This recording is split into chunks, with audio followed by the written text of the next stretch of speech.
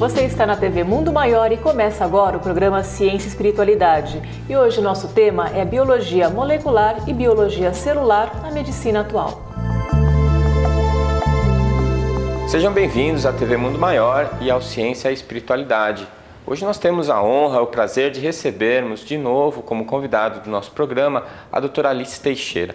A doutora Alice é pesquisadora da Unifesp, na Escola Paulista de Medicina, e é uma grande líder nas pesquisas a respeito de células-tronco. E por isso nós julgamos seja uma personalidade muito importante nesse momento em que a ciência está adquirindo várias possibilidades de manipulação genética, de terapias como a terapia gênica, possibilidades de eugenia, ou seja, de escolhermos, de selecionarmos através da inseminação artificial que tipo de paciente, que tipo de pessoa nós vamos escolher como os nossos filhos, e uma série de outras questões que têm uma implicação ética muito profunda e que, para que nós possamos formar a nossa opinião, nós precisamos de conceitos técnicos. Então, mesmo os leigos, quem não é biólogo, quem não é médico, precisa ter essa opinião a respeito sobre, por exemplo, a utilização de células-tronco embrionárias. E como adquirir, como construir uma opinião honesta e verdadeira se nós não temos o conhecimento técnico. Então, a doutora Alice veio hoje aqui para nos esclarecer um pouquinho mais sobre esses assuntos, biologia celular e biologia molecular. Vamos à entrevista. Para explicar um pouquinho mais sobre o que é biologia celular e o que é biologia molecular, estou com a doutora Alice Teixeira, que é livre docente da Unifesp. Bom, doutora Alice, obrigada por estar aqui explicando um pouquinho mais sobre esse tema para o nosso público que assiste o Ciência e Espiritualidade.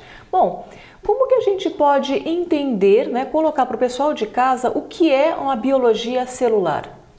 Bom, biologia celular é um estudo de células. Por que ele é importante? Porque nós, que somos seres pluricelulares, nós somos constituídos por 100 trilhões de células.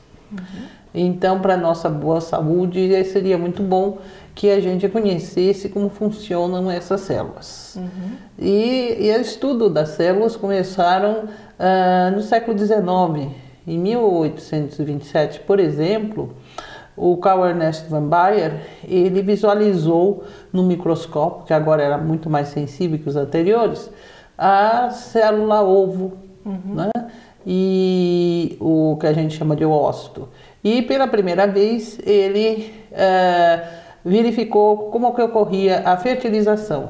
Então ele visualizou pela primeira vez a fertilização do espermatozoide no óvulo e então ele constatou que todos os mamíferos, todos os animais multicelulares, eles se originavam de um só ovo, que resultava do encontro do espermatozoide com o óvulo, formando o que a gente chama de ovo ou zigoto. Certo. E estudou todo o desenvolvimento embrionário, E por isso que nós, atualmente, isso não mudou, foi confirmado sucessivamente por séculos, que realmente a vida se inicia na concepção. Certo.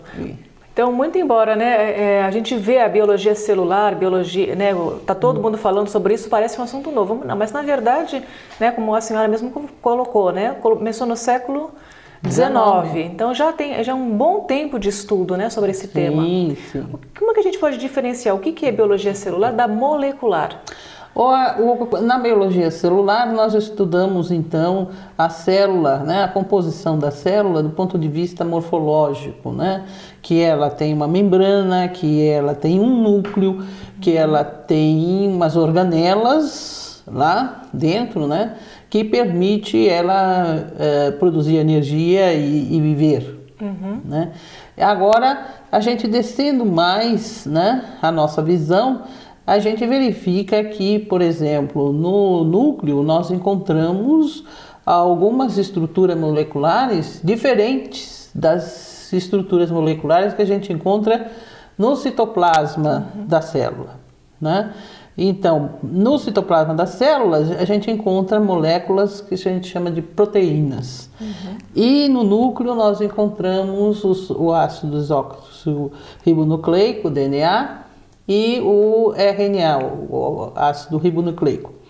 E que são importantes, atualmente a gente sabe, e existe uma conexão, né, entre a composição do citoplasma da célula, que é de proteínas, que é ordenado e governado pelo conteúdo nuclear, que são os ácidos desoxirribonucleico e os ácidos ribonucleicos.